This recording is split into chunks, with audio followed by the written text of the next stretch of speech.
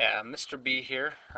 This is a quick tutorial on using Microsoft Excel to make a bar chart, not a bar chart, a bar chart. And what you want to do, one of the tricks here is this would be describing like your experimental design results. So, I put this little title up in here. You gotta be careful not to get too wordy, but make it so that it makes sense. And I'll show you why in a second. Because what I'm going to do is I'm going to highlight this data. I'm going to make that a little wider. I want to get this data. Let's say that, for example, you had your low, low, low, low, high, high, low, and high, high. And then you did some extra. I just called it extra tests.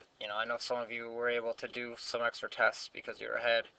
And, so how you would describe that, you wouldn't want to call it that. You'd want to give something that has meaning. I wasn't too creative here. I just called it extra test. That's not a good choice for you guys. So don't do as I do. Do as I say. How's that? What I'm going to do here is make a bar chart. So this is assuming that you watch the XY scatter plot video first. So some of this goes to remain the same. I'm going to go to insert. In this case, I'm going to a column. And there's a whole slew of choices, but most of the time I'm going right to there. And here it is. I don't need this legend because this whole graph, all that data is the amount of CO2. So I can just delete that. Makes everything bigger. That's a good thing. And then all I need to do is, remember how I said to keep this text in here pretty simple? That's why, because it's going to show up under this column. And then, and by no means you have to do this. You could do test A, B, C, and D. What's tough is then it's a little harder to cross-reference this chart to where you're talking about the experimental design. So that's why little text makes it a little bit easier. Just need to get some text on the y-axis. And as you remember from the last video, I can go into my layout. I can change the axis that way. And that would be the vertical axis. And whoops, axis titles. For vertical axis title, I do something like that. I could do it that way.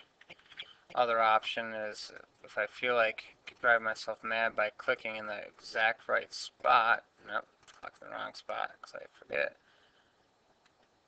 There we go. I can get it to that way. All right. So anyhow, in this case here, that was to make that was the options. I think you can get the text on there from here. No, I guess you can't. This gives you a whole bunch of options, but that's not what I'm looking for. I'm looking to label it, sorry. Axis titles, vertical, and this is where I would call that total volume of CO2.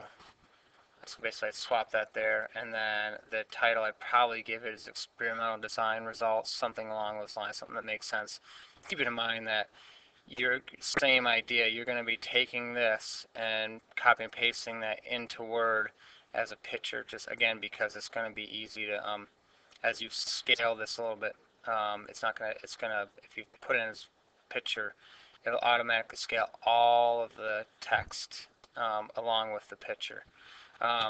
So you're going to be talking about your experimental design. So in words, you're going to be introducing people into what this is about.